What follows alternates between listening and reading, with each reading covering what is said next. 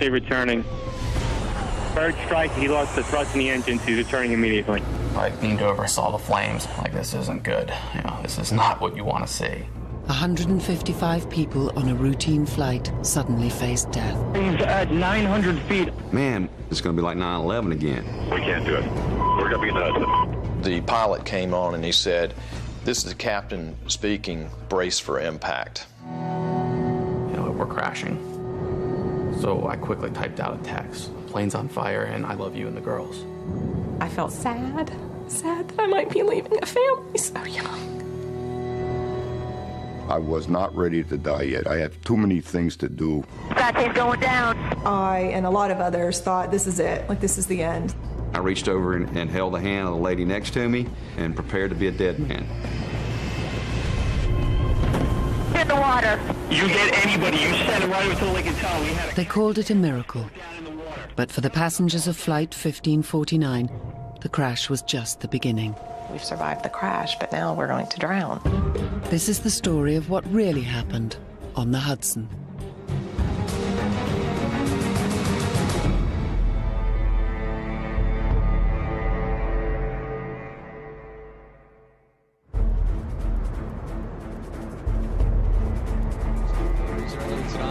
Breezy, bitterly cold overnight, a low down to 8 degrees. Some sunshine tomorrow, but windy and very cold. New York City, Thursday, the 15th of January. It's a cold and clear day. Wind chill will be as low as 10 below at times. I'm Craig Allen in the WCBS Weather Center. At the city's second airport, LaGuardia, an Airbus A320 is being prepped for a routine flight to Charlotte, North Carolina.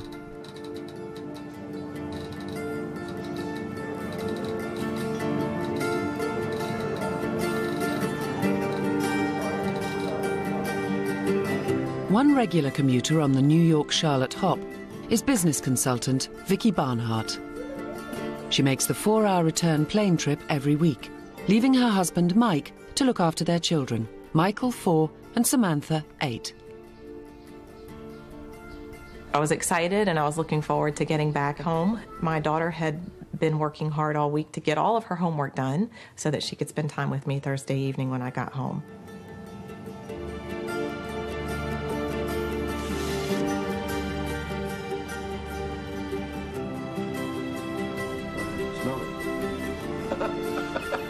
Robert Cullejay is a retired postal worker and proud grandfather from Massachusetts. He's heading south for a holiday with his 31-year-old son, Jeff. My dad's just a cool guy, you know. I just think of him as a friend. Jeff is more of a best friend than a son because we've done everything as a family together all our lives. Star. It's really hard to explain. I mean, it's a total bond.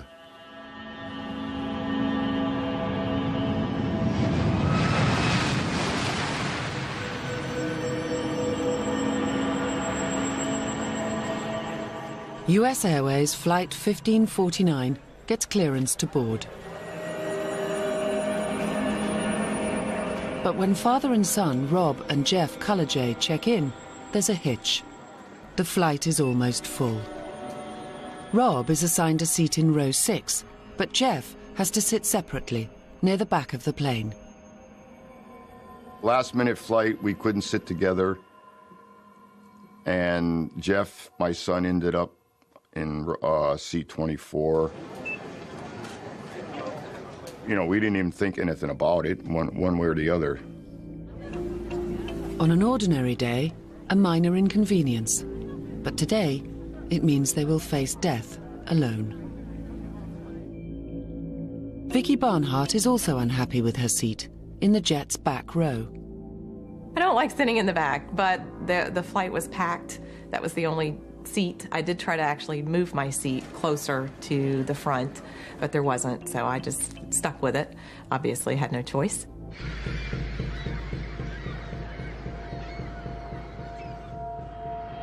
Ground practice 1549, spot 28 taxi, please.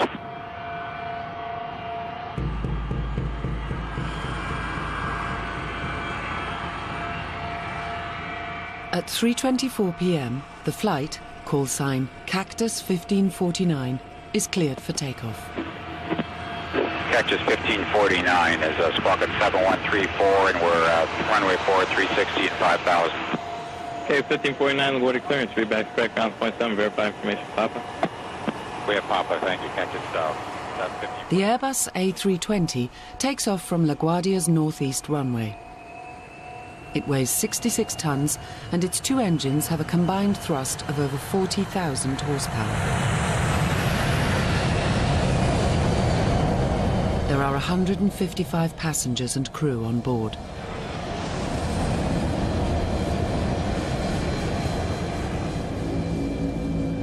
The flight path will take them north, over New York City, before turning west to head for Charlotte. The flight is scheduled to take 2 hours. It will actually last less than 6 minutes. There was nothing going on this flight to make me think that it was anything other than a flight I'd probably get on and probably sleep. Flying at over 250 miles per hour, the plane climbs over the densely populated Bronx.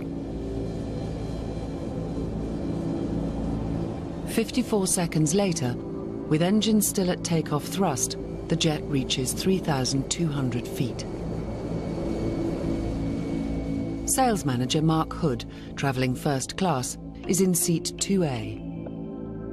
It's a beautiful day. The sun's shining, it's crisp and cold outside. Out of the corner of my left eye, I glanced out the window and I saw what looked like a gray shape shoot by the window and hit the engine. I knew immediately that the engine had been impacted because it sounded like a colossal bam. It startled everyone. What was that? What was going on? I leaned over, saw the flames, and at that point, like, this isn't good. You know, this is not what you want to see. The captain immediately reports in to air traffic control. This is Cactus 1539. Hit birds. We lost thrust on both engines, returning back towards LaGuardia. You turn left heading up 220. 220. With both engines out, the Airbus is dropping at 18 feet per second. At that rate, the Airbus will crash land in New York in less than 3 minutes' time. Terrain ahead. Pull up.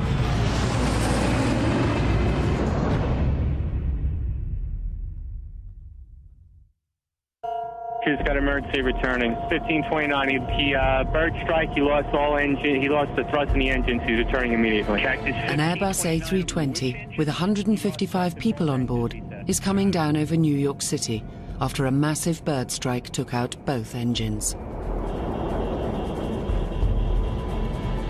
The fate of the passengers and crew now rests entirely on the flying skills of Captain Chesley Sullenberger, nicknamed Sully.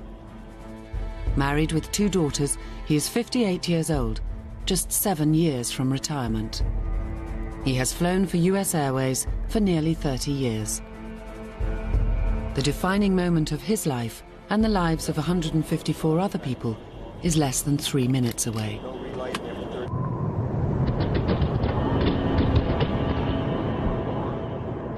In the cabin, it's clear to some of the passengers that something is terribly wrong.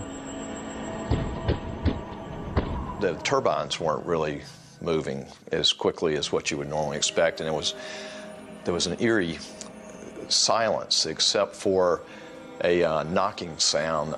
It's like tennis shoes rolling around in a dryer.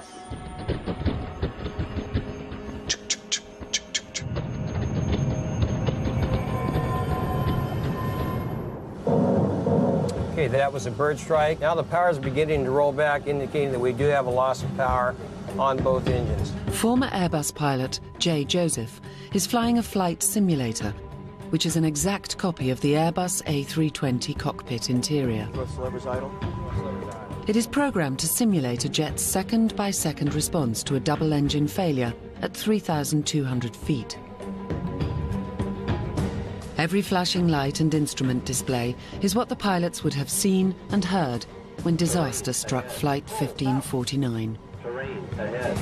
Now the co-pilot is executing the dual engine failure checklist at this time, attempting to get a relight on perhaps one or both engines.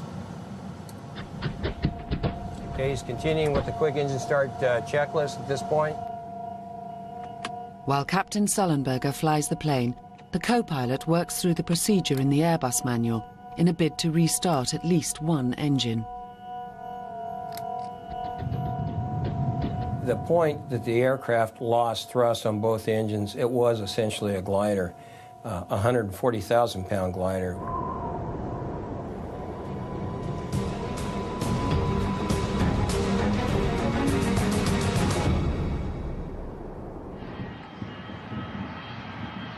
Air traffic control clears a runway for Flight 1549 at LaGuardia, 7 miles away.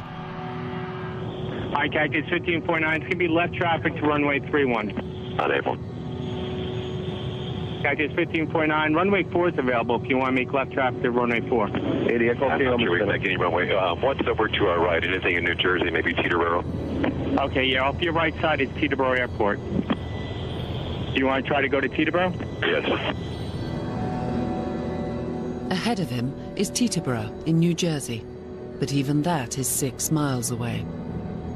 He might make it, but if he fails, it spells catastrophe, not just for those on board, but also people on the ground.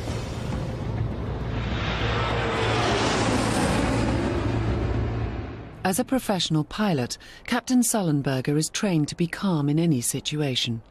But in a later interview, his inner turmoil becomes apparent. It was the worst, sickening, pit of your stomach falling through the floor feeling I've ever felt in my life.